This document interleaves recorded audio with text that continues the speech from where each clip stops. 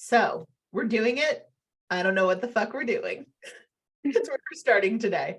I did pull one of the cards from the Rebel deck. It says, you look like a shit show. You're a hot mess. Fact, clean yourself up. Oh, shit. That's not true. That is not I'm true. offended. Seriously. You're offended. By the way, I do like our white, gray, and black today. It's very balanced. Yeah, we We are. have been doing some odd like color coding, accidental color coding on these. I guess we'll see Podcast. what color our guest comes into today as well. She should be in black if we're She needs to be on this spectrum, maybe like a dark charcoal gray if you're going to be in the light gray variety. And I'm on the white end of the spectrum. Actually, you guys, this is fucking weird because Cass is the dark, I'm the white, and Jade's in the middle in the light gray. Yeah, true. Yeah, I'm hoping she's neon yellow or hot pink. So I like that. Maybe a green color if she's a redhead. So Yeah. Needless to say, we have a guest today, but I was just about to say, so in case you haven't caught on yet, we're waiting for our guest to show up. yes. So Waiting for. We are chatting through before she arrives, you know. Yeah. Yes, the new format. and Yes. this technically is, I guess, the first time we've chatted today. Basically. Besides Slack. Besides Marco Polo. And yeah, we've done plenty of chatting. I guess yes, maybe. I feel like I haven't talked to you guys. Remember, I Marco Polo'd you from my bed. So yes, you You did. Marco did. Polo from that. Seductive, very seductive. You still had your morning voice on and the room was dark. It was.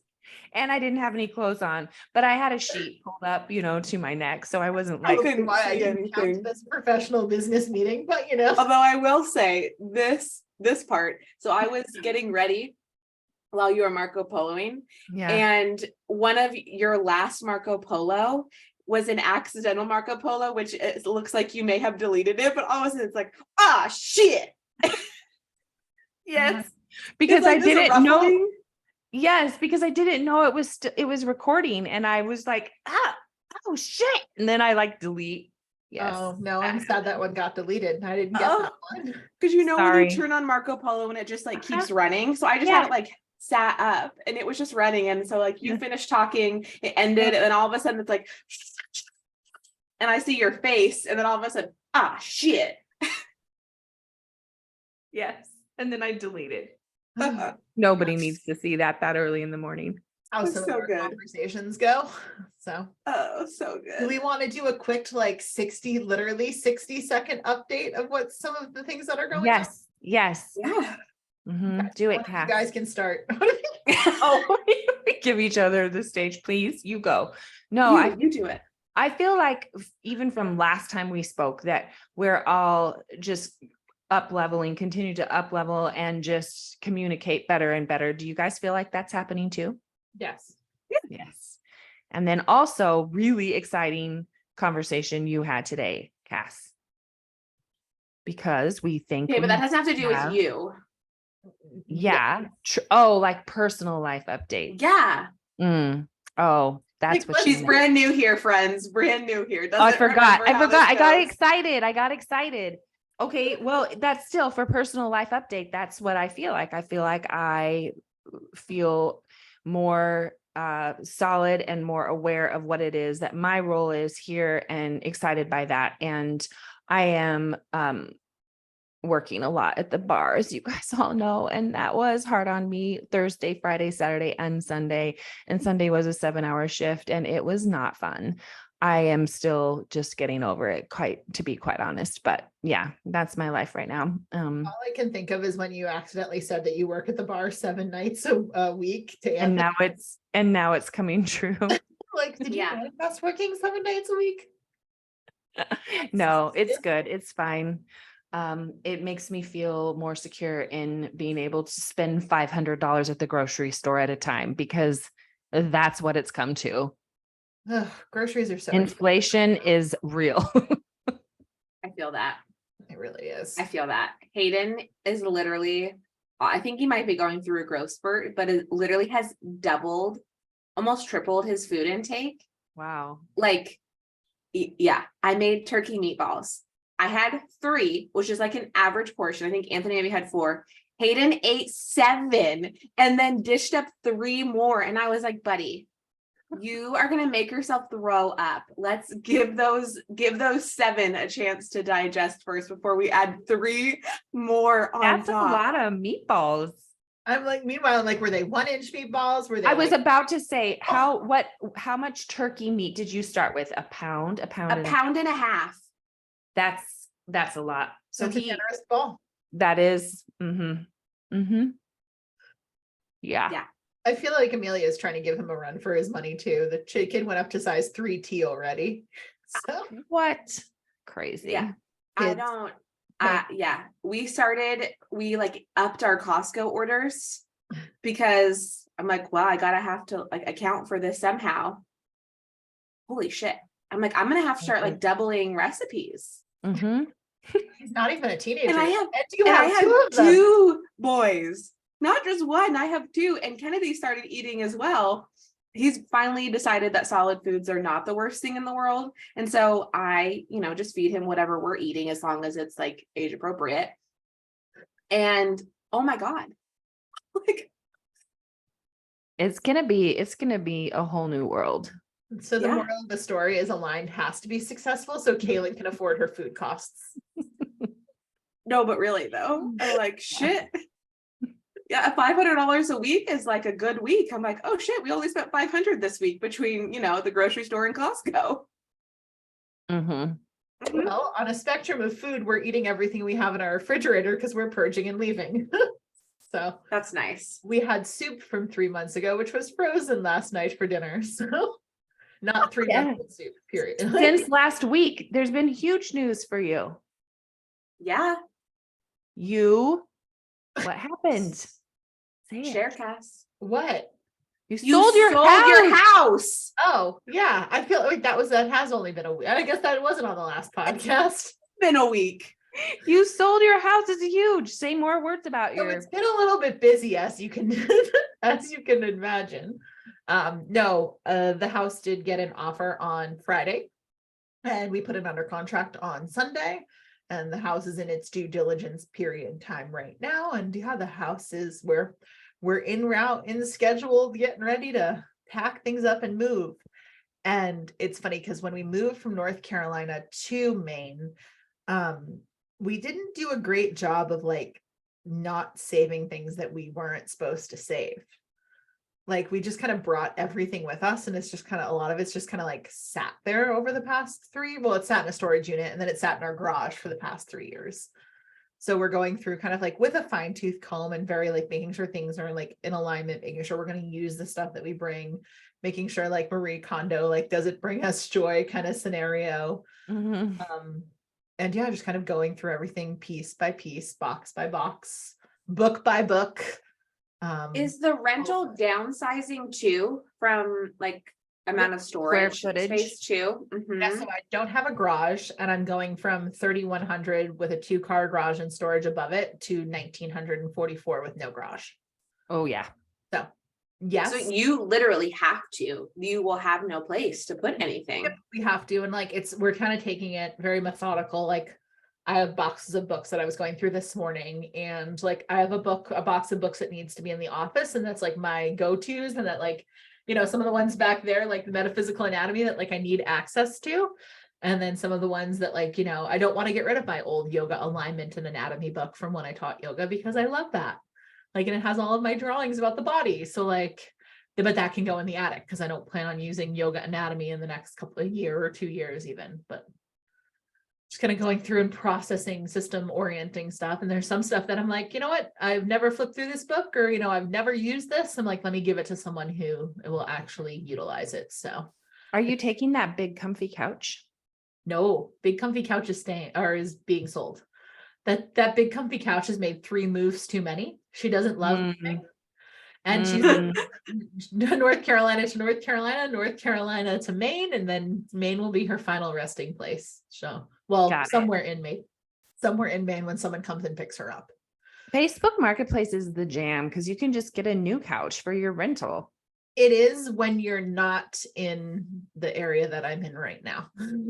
Right. Facebook Marketplace isn't very helpful in Maine. Yeah, but you can find a couch, but it's going to be from 1960 and have like the log cabin wood orange print on it. Right. Not the style.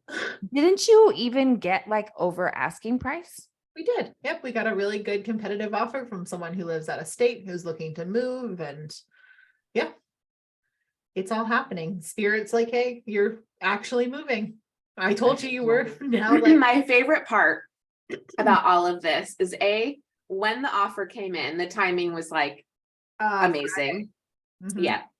And what we had just like finished chatting through something, and you sat down and then it came through on your phone. Yes. Also, the night before, you literally were pulling cards around like, Spirit, are you going to fuck me over? Like, am I not going to be able to sell this house?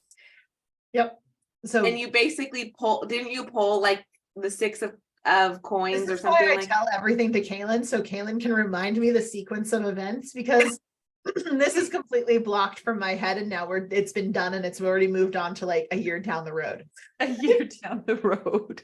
Like, let me go through my Rolodex. Here it is. In my head, I've already lived in Savannah for a year, but no, it was Friday night. I did ask. I was like, are you guys like, am I just going to be fucked over? And it was, I got the ace of coins, which obviously I'm not going to be fucked over when it comes to money, when you pull the most abundant card in the tarot deck. Yep. And then I got the message on Friday because I had busted my ass that entire week to just like take it easy, to like change around meetings, which I never cancel meetings. And to spend some time, Diana was off, spend some time with Diana, go to the gym, spend some time with Tom, etc. So I did what I was told. I kept the meeting with the potential CFO candidate and had that meeting. It went well, and went to go into the sauna and sat down in the sauna and got the message of like, we have an offer on your house. Here it is. So I don't want to say this too loud because Tom's on the other side, but Kaylin knew before Tom knew. Because I was like, you'll never guess what just happened. So we literally hung up, and then she called me right back, and I'm like, oh shit, I hope everything's okay. And I answered, she's like, it was literally the most perfect timing ever. Oh, beautiful. It was. Yeah, that was the best. Like I had full on chills because of like just the sequence of events were so perfect that is like, you couldn't have planned it. It was like, okay, Spirit, I got it. I'm held. Seriously. I get it. And now I spent some time crying in the sauna, and it was wonderful. And then went on to I think I took a shower and like got ready and whatever, and then had the rest of my day. So bought more boxes, bought more tape, because I was like, okay, now it's real. Perfect. So good. Yeah. Perfect. So good. Thank you for remembering my life updates better than I do, guys. We got you. What are friends for? But yeah, and now we're here and doing the thing that we don't know what we're doing. Yeah. Do you want to chat about your newest conversation that you've had today? I think we can chat about our newest conversation after our guest. I'll keep them coming back for more.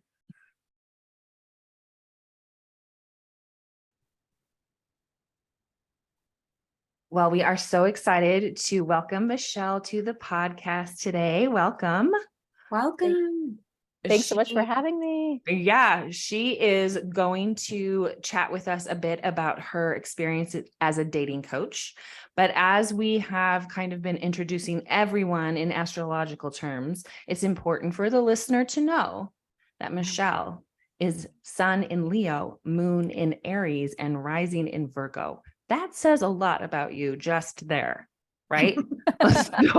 So you were not so easy to raise, because that Moon in Aries, baby, they need to like share all their feelings all the time, all that fire. But then that rising in Virgo is kind of like, I need to do a good job. I need to be a good girl. Like, right.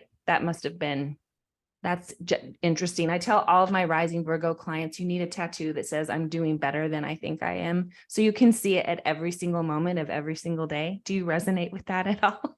Definitely. I know. I feel like that's something where for a while, I had really been a lot in the fire of Leo and Aries. And then I learned my Virgo sign a couple years ago, and I was like, oh, wow, I need to I mean, it's all about the rising sign, stepping into it, but It is. that is right on the head there with that Yeah. phrase. Yeah. Yeah. Gotta always remember that. That's good. Well, when we first met, you had mentioned to me that you actually took, was it a whole year that you took for your project to travel? It was actually just 3 months. So it's Oh pretty my quick. goodness. Okay, you tell us what you accomplished in Wow. 3 months. That's crazy. Yeah, tell us about it. Yeah. So in 2019, I jumped in my Jeep Wrangler and I traveled to all 50 states, really with the intention of interviewing people from all walks of life, all background levels, of how they created happy and fulfilling lives on their own terms. So I Wow. had reached a state in my own life where I had reached the external things that I thought would make me happy, and I wasn't feeling that internally. And so I had this kind of wild idea ended up being about 3 months long, to go to the source of people that have actually created this and really get to the how of how they did it, going from like living a life they weren't that happy or fulfilled, and how did they shift it. Wow. What made you want to go to all 50 states? Were you going to ask that, Kat? Yep. Like, why did you choose that as your kind of your Yeah. framework? So I was at a stage in my own life where I felt like I wanted to switch up my life, because I wasn't sure. I couldn't really place if it was the business I was running at the time, if it was the relationship I was in, and I had really wanted to travel. And for some reason, I just had this vision the day after 4th of July in 2018. I had closed my eyes and I saw myself doing this and really capturing people's stories. And so I thought, you know what, if I'm gonna do it, I might as well kind of do it bold and go to all 50. Wow. You filmed the whole thing, because didn't you make a documentary? Am I remembering that correctly? Yes. So it was very bootstrapped approach. I didn't have any film experience. So I basically bought a camera, bought a microphone. Some of the audio is not probably like the highest quality you've ever seen, but it gets the job done. I actually call that out at the start of the documentary. And yeah, so I really took hundreds of hours of footage and compacted it down into about an hour-long documentary, which just got released on Amazon actually the other day. So I'm excited for that. Oh, that's cool. What is the name of it? What's it called? It's called American Happiness. Okay. Ooh. Okay. Yeah. As we all scribble and write down. I know. I We're know. like that. American Listeners, we'll link it out for you so you don't have to scramble like we are right now. Yeah. What's Oh my I goodness. just would just love to know, like, because I mean, there's so many differences and nuances between state to state. Like, there are one or two states that stood out the most. Yeah. So normally people ask me, okay, what was your favorite state or what was your least favorite state? And, the whole West Coast is so beautiful, especially when you're driving, up California and everything. But I actually really liked South Dakota. I was surprised by it because I feel like, you hear the Dakotas, okay, there's not much going on, or that's kind of the stigma behind it. But the people there were just so great. Everyone I encountered was so genuine and kind. And also I just love driving through the Badlands. It blew my mind. I was like, oh wow, I'm living in a whole nother universe. Did you see any longhorn sheep? I didn't actually. No. I just had a conversation about those yesterday with Tom. I was like, I really want to go to South Dakota because I want to come face to face with a longhorn sheep. He's like, that's the most random thing you've ever said. I'm glad you enjoyed South Dakota. So I'm wondering, how did you find the people that you spoke to? Yeah, that was going to be my question too. Same. Yeah. So I started out so when I had the thought, I was like, okay, I want to do this, but of course I need to find people to interview that are going to be from a variety of different places, but also, backgrounds and circumstances. And so I started out initially I made a very short Google form. And I had a couple of questions, where do you live? What's your name? But also, why are you interested in being a part of this project? And what do you love about your life? So those are the two questions. So it's pretty basic. And I started out by sharing it on LinkedIn. And anyone I talked with who is in my LinkedIn network, I asked them to share it. And so what ended up happening, it was pretty organic because people that had filled out that form, they were enthusiastic about the project. So they would share it in their Facebook groups, they would share it with their communities. And so really it grew in this organic way that I connected with people I would have never known otherwise. So that was for more of the formal interviews, which I did phone call screenings before I lined up the actual in-person interviews. And then of course, as I was kind of, out at restaurants or bars or farmers markets, I was just talking with people at a more like informal level too. That's Did awesome. you have to turn a lot of people away then? Did you have or did you interview more than one couple per state? Yeah, so it kind of depended on, so after I did the screenings, there were a lot of really great people, but then some people, they were either like really self-promoting or this sounds bad, but their voices were just kind of monotone. And it was just kind of like, I wanted people that were also going to be good on, camera.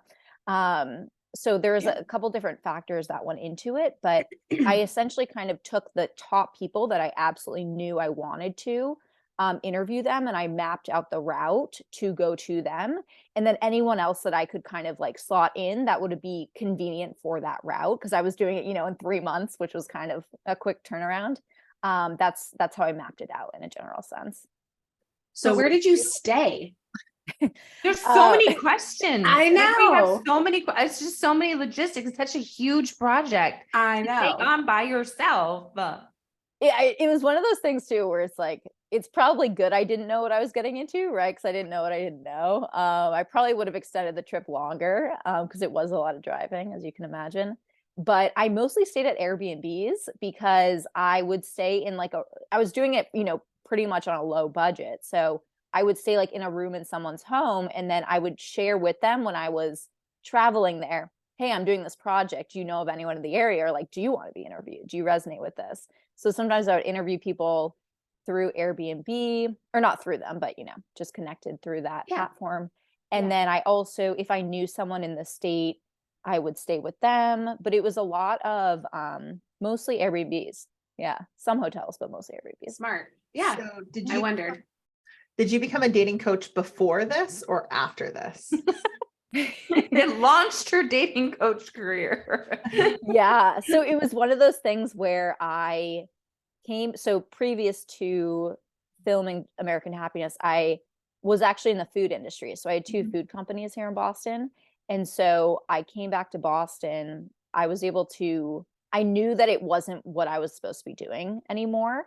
And so I was able to sell that to another local food company. We had a space in Arlington. And I actually launched a brand off of the documentary, which was called American Happiness Project. So I did a lot of workshops for companies and schools on like, okay, how do you take really small practical tools and strategies and, create more positive habits or shift your mindset, or the things that I learned along the way of doing all these interviews. And it reached a point where that was really great, where I was going into a lot of companies and working with HR, but it was very high level of like, I'd go in for a 1-hour workshop. It would be good, it would be beneficial, but I was really craving going deeper with people. And I feel like for the last 10 years, I've been unofficially doing it, like for friends and family and things like that. And so I really combine now what I do with clients is I combine the mindset piece, the internal piece, and really the framework and things that I learned through the journey across the country. And I pair it with more of that like dating psychology, practical aspects to help them shift their dating lives. So it did launch the dating coach, Jade. Yeah. That's so cool. It did in a unique way. That's really cool. Traveled across country and figured out a new job and a new industry and a new everything. Like, that's so cool. What was Very the cool. biggest perspective change that you had kind of doing this project? So, oh man, because there were so many great, lines or stories, but really the biggest concept that resonated with me, and it's so simple, is that everything is going to be okay. And you'll be able to figure it out. Because I heard so many stories of like traumatic things, natural disasters, divorce, debt, all these things. And it was just like, people figured it out, even if it wasn't ideal at the time. And then the other interview that really sticks out in my mind is in California. I interviewed a man named Monroe, and he shared with me, he goes, Michelle, you have to know that you are protected on this earth until you've served your purpose. And you might know what that purpose is. You might be actively working to create it or to do it. But also your purpose could be like one line that you say to someone that changes their life in a different way because they shifted something. And you're never going to know that's what your purpose was. You're never going to know that was the impact you made. And I'm like getting chills right now saying it because it's so powerful, right? Like every day you don't know. You could be shifting something or like actually stepping into your purpose. You don't even know it. That's really beautiful. Monroe just dropped the freaking mic. Seriously. We could end this thing right here. Like I that know, just like- did it for me. I know. I'm like, also, can we get his information or her information after to invite on the podcast? Okay, thank you. Absolutely. Yeah. He's one of the people, because I couldn't put everyone in the documentary, but he's in there. Yeah. So I actually met him at a arts market in New Orleans. And then it turns out this was also one of those things where things just aligned, where he was in Long Beach in California, like the same day that I was. It was just weird where I was able to. You were supposed to talk to him. Yeah. Yeah. 100%. Yeah. Yeah. That's amazing. What was that the like your most favorite interview from the trip? I would say he just had so many good lines, or so many good, like he packed so much into this 1 hour interview. Yeah. I also really loved interviewing a couple, June and Clint in Friendsville, Tennessee, who they had so many great examples of partnership and like how you can influence your partner, but also how like each other can shift. And really like that, it was one of those things where I could just tell how much they loved each other, just like sitting there and just in their like energy and body language. And that was really beautiful to witness. How old were they? They were probably 50s or 60s, probably 50s. Yeah. Beautiful. Yeah. I love that. So I want to know where you were in Wisconsin. Because So that's where I live. Oh yeah. Selfish question. I went to, let me think about, did I go to more than, I was in, oh my God, I'm blanking on the name. Something with an M. Madison? Mm-hmm. Yeah. Mm-hmm. Love Yeah, I know. because I we're should have, getting like, written selfish. Where down. were you at in North Carolina? North Carolina, I went to Charlotte That's my and city. Raleigh. Oh. Or where is Duke? Raleigh. Raleigh. I pronounced it wrong. Yep. Sorry. It's okay. It's all right. So yeah, I was at Charlotte and Raleigh. Yeah. Nice. Hey, we can't leave Maine out. Maine. Okay, so I went to a few in Maine. Algonquin, Okay. Kennebunkport. Yep. Yeah, and it's funny because Maine's closer to Boston than the Of other course. two, Yeah. right? So I feel Right. like now that I've gone back there a few times, I kind of just continue, talking to people, be like, "Hey, you're in Maine. What do you Did you think?" swing by Savannah too? What's that? Did you swing by Savannah? So Savannah, I didn't go to on the trip. I went there after in Gotcha. 2021. Yeah, I wasn't sure if that was part of the trip or not. yeah. I went to Atlanta for Georgia. Yeah. Of course. That makes sense. Absolutely. Yeah. Makes sense. So, Oh, that's really cool. What I love that. yeah. do you think you I could- can't wait to watch it. Yeah, Thank you. same. Yes. Same. I know. I'm like, I feel like we should have watched it before we talked to you. We would have had you. I know. Missed opportunity. Do you feel like you could be doing the work that you're doing now had you not done the trip cross country? That's a great question. I feel like because it did kind of unfold in a way that I could have never predicted, where I really believed when I went on the filming of it that I would just do it as a side project and then I would go back to running the food companies. Like I really couldn't even fathom where it would lead. So probably not. I think I would have gotten here somehow, but probably like not as soon. I have a personal question to ask because that's what we do here. So you talked about how you got the vision after the 4th of July. What was going on in your life before you left that allowed you to be able to do that? Like, did you have any relationships or like, what was what did it take? Yeah. Yeah. Yeah. So I would say 5 or 6 months prior to getting the idea, I was feeling, well, up until then as well, but I had broken up with a long-term relationship. I was switching up I read the 4-hour work week. And so I was trying to remove myself from the business because I knew I didn't really want to be in it anymore. I was feeling extremely just like frustrated with my own life. And I think it was frustrating because I had worked hard to get to where I thought I should be in order to like, feel the happiness or the fulfillment. And I wasn't feeling it. And I was like, what is going on here? And so I was definitely frustrated. That's kind of why when I had the idea, I was like, this is kind of bold and wild, but I feel like I need to shake things up. And I do have like, I wasn't, married or had children or anything like that at the time. And I had some flexibility in the business where I could do it. And so I remember my dad saying, because people, said to my parents, like, oh, you're letting her do this? Like, she's going to be traveling solo as a woman. And my dad was like, hey, if she's going to do it, now is the time to do it, before you have more of those responsibilities where it's grounded in one place. Totally. Yeah. And that's an experience too that you'll take with you for the rest of your life. It was but 3 months of it, but that's there. You can't put a price on that. So. Yeah. So apart from your business changing after you got back, what else in your life has changed since you've done this trip? Ooh, I've never gotten that question. I love that. I think the biggest thing was before that, the trip, I was very goal focused in terms of like seeking achievements or seeking like getting into the Boston Globe or reach a certain revenue amount or whatever it may be.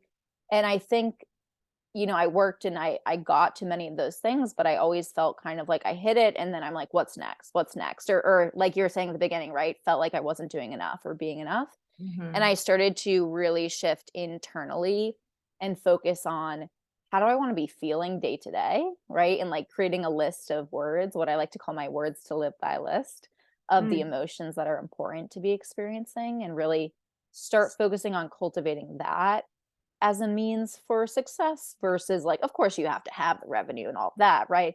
But really focusing on like the how I'm doing it versus what it is that I'm doing. So good. Seriously. Cass, are you writing things down over there? I sure as shit am. Every time. I have to. I would love to know about your relationship coaching business and what that looks like, who you help, what you do. Yeah. So generally I work with both men and women, and generally when someone comes to me, they're feeling really frustrated in their dating life, but they're not sure what they're doing wrong. And so what we work together in doing is really walk them through that framework I mentioned of like what I distilled down from all the interviews. So it's like, okay, we're acknowledging you're not where you're at today. Let's get clear on what it is that you do want. Let's get clear on where it is you're at today, and let's map out the most efficient route to get there. And often that, pathway, I like to compare it to like a GPS, right? Of you got your starting location, you got where you're going, that destination, and then it maps it out for you. So I view myself in kind of the framework of like, okay, let's like as creating that GPS, pathway to get there. So it requires a couple different things. Sometimes it is more of the practical aspects, like let's get you out on dates, how to have conversations, right? Maybe it is dating apps, maybe it is getting out in person. But a lot of the times it's really the mindset work, which is really my specialty anyway, of like, what do you believe about yourself? What do you believe about what's possible? Do you believe there are good people out there?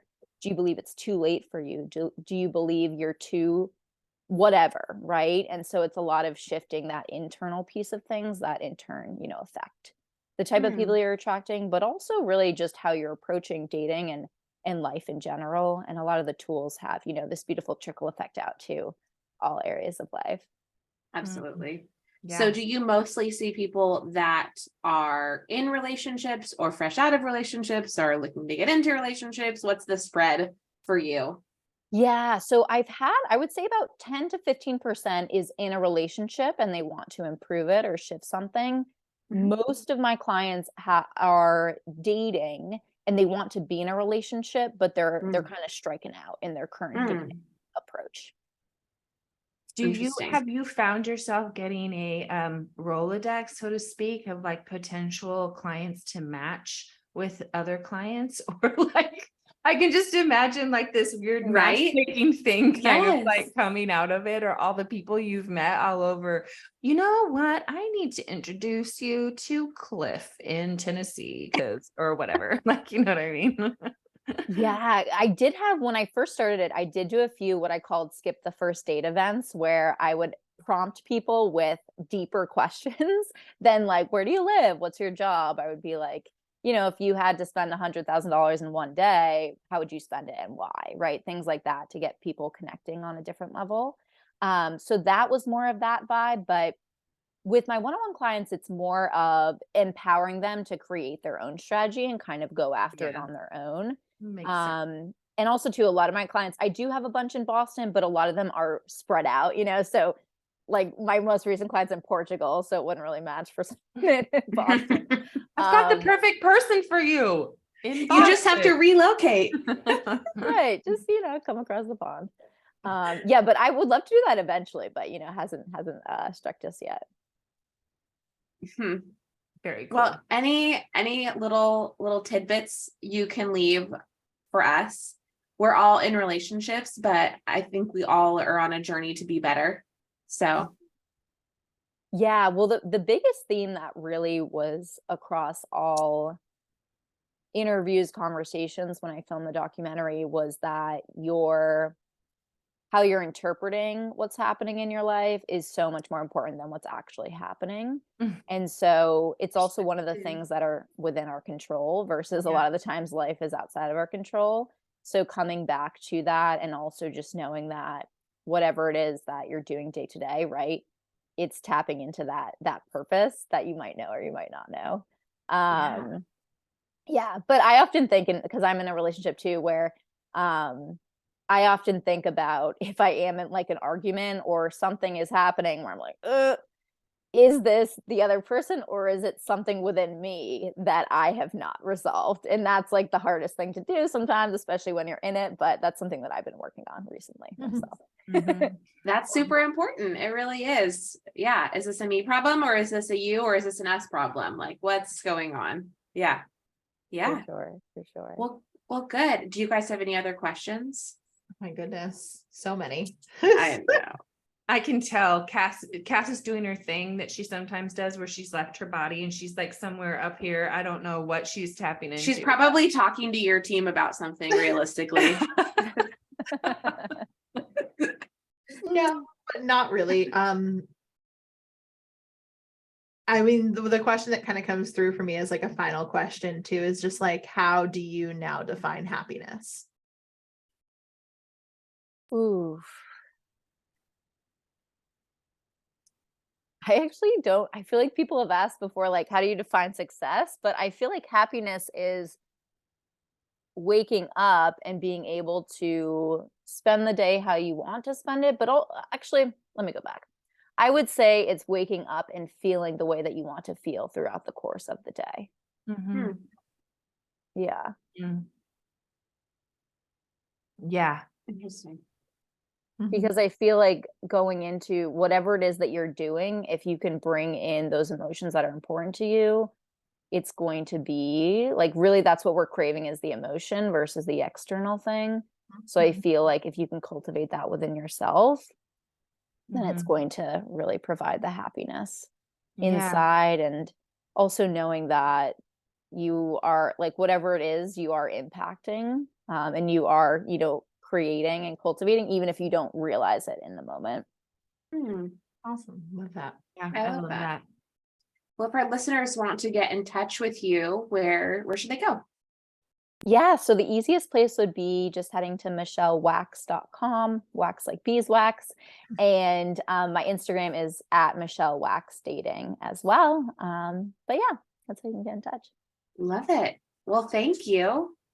Thank you And so much for having me. just so the listeners know, she is wearing hot pink underneath her hair. We were talking Yes. about how we were in a spectrum today of, white, gray, and black. And I was like, she's rocking oatmeal, which falls in line, and then hot pink. Absolutely. You actually asked for hot pink before we did. before she came on. Yeah. In our We did. introduction that we recorded before you came on. She's like, I hope she's wearing hot pink. Oh, really? Oh my God. That's wild. Yeah, it's like She a did. little papa color.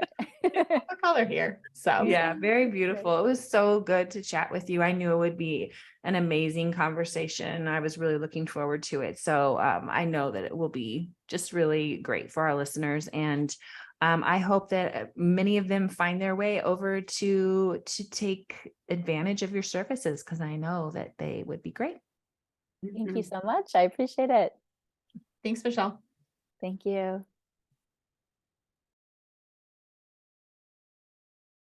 We could have kept going for hours and hours and hours and hours and asking more and more questions about the Jeep and about where she stayed and about where she visited.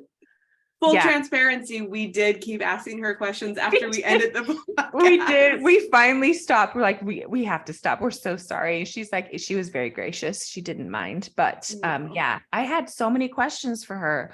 What a brave and fascinating journey she went on. And yeah, that was a really fun conversation. And I think you really kind of honed in on a really important thing, Cass, with that mention that she had of words to live by. I love that idea too. So you brought that up after we stopped recording. I think that's a good thing to explore. It is definitely. Yeah, And I words. also love the fact that she was wearing hot pink. Yeah, you literally asked for that. So ask and it shall be given, apparently, even in the clothing segment for aligned. That's awesome. Okay. I just have one more thing to say because it's comical. So I pulled a card for her before she started to like see, what it was. And I pulled the Beyonce love card. But can we just talk about how I think that's a similar color? It is. And also she's a Mhm. relationship coach, but also the words that go along with this card are romance, compassion, self-love, love of others, and love of life. Oh, those are Like, so literally beautiful. Michelle. I hope you listen to the whole recording when it comes out, and that is exactly what we think of you. You are embodying that Beyonce card. You go. Yes. Yes. I love that deck. You need to give out a shout out to that deck every single podcast because Such a great deck. It When really we hasn't done me wrong. when we found it, it was just, it had your name on it, literally. I also love how your two main decks are literally like, one is like all these like pastels and like all this like, you are in the ether, you have traveled many moons, and yeah, and then traveled many moons. and then the other one Wait is for like, it. It's beautiful. And that is how you hip-hop describe queens. It Kaylin. was like, yeah, that's pretty much your spectrum. I love it. Yeah. It's about balance, is it not? Thank you. Exactly. The words were literally coming out my mind. Balance. Of course. Love it. That makes total sense. Well, Anything else guys, we needed to sum up from the beginning part? No, I think yes. Oh. Yes. yes. I asked you if you wanted to talk about your phone call, your 2-hour call that you had, and you said Too we'll early save to that talk? for after our Is guest. it too early to talk about our phone call, or do we want to? Let's save it maybe for next week because it'll be more fleshed out then maybe. I'll give a sneak peek. Okay.